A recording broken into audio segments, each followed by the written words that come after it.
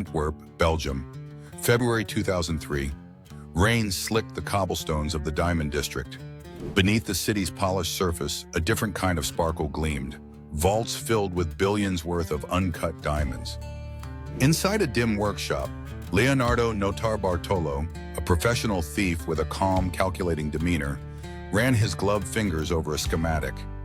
"This isn't a robbery," he murmured. "It's an art."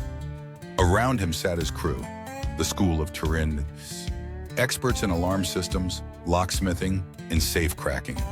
Their target? The Antwerp Diamond Centre's underground vault, protected by multiple layers of electronic locks, heat sensors, motion detectors, and cameras. "Impossible," the city said. But Leonardo smiled. "Impossible," he said, "just means no one tried hard enough." For months, Leonardo lived in Antwerp posing as a diamond dealer. He rented an office in the Diamond Centre directly above the vault. He blended in easily, attending meetings, laughing with brokers, drinking espresso at the same cafes. Meanwhile, his crew gathered intel piece by piece. One studied the vault's 10-layer security system. Another mapped underground tunnels. A third crafted duplicate keys. They rehearsed relentlessly in an abandoned warehouse outside Turin, building a replica vault from memory. But the final detail was pure genius. They discovered a blind spot in one of the cameras, caused by a poorly placed ceiling light. It would be their doorway into history. February 15th, 2003. Carnival night in Antwerp. The city was alive with fireworks, laughter, and masks. In the Diamond Centre, the alarms hummed softly, unaware of the ghost descending. Leonardo and his team slipped in through the back entrance, wearing gloves, headlamps, and cold determination. They froze motion sensors with hairspray, bypassed the magnetic field with aluminum plates, disabled heat detectors using styrofoam and tape. When the vault door finally swung open, it wasn't loud, it whispered. Inside lay hundreds of safe deposit boxes, each containing diamonds, gold, and cash. The next morning, the Diamond Centre opened as usual. Guards smiled, unaware that the vault beneath them was hollowed out like a corpse. When the discovery came, panic rippled through the Diamond District. Police flooded the scene. There was no sign of forced entry, no alarms, no fingerprints, just one clue. A single half-eaten sandwich near a trash bag filled with empty jewel cases. Detective Lucas Van Hove, a stoic man with tired eyes, picked it up and frowned.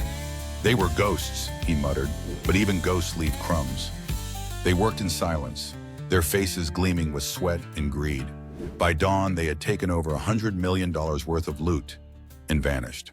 Back in Turin, Leonardo met his crew in a secluded farmhouse. The table was covered with diamonds that glittered like frozen rain. But trust, as always, began to melt. One of the men, Speedy, grew nervous. The paranoia of betrayal gnawed at him. "They'll find us," he shouted. "We need to get rid of everything."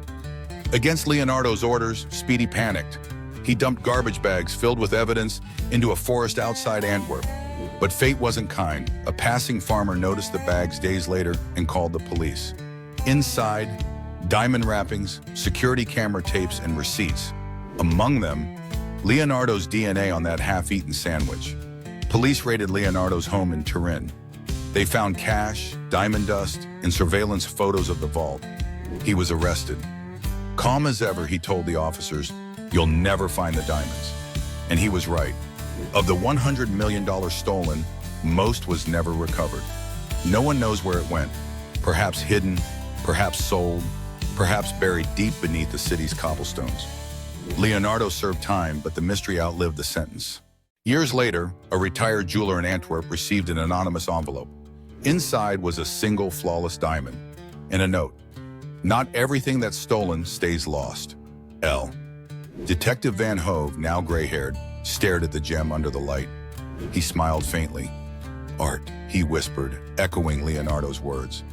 As night fell over Antwerp again, the vault was rebuilt, stronger than before.